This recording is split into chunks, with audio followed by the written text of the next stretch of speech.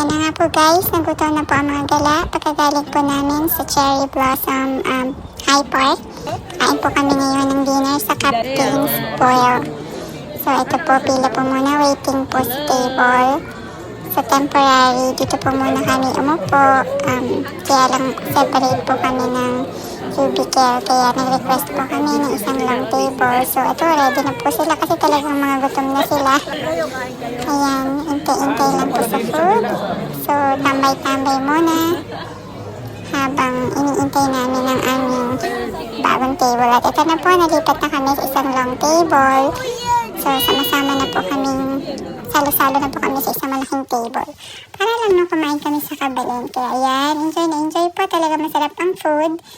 Kaya naman siguradong maulit po ito. And hopefully sa susunod, mas marami po kaming mabibitbit sa aming kainan.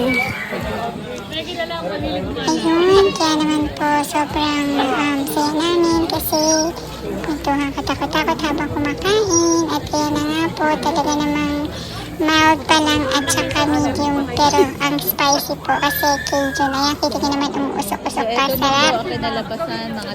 At ito na po, taob na po talaga lahat. Kaya yung iba ay mga tulalay kasi na sobrang nabusog. Yan na, disaster na po. Kita nyo naman ang kinaanan. So ngayon, uwian na po. At may pasok pa kinabukasan. Ayun, so guys, see you next time. Tingnan ulit natin kung saan tayo susugod sa ating susunod na adventure. See you guys soon.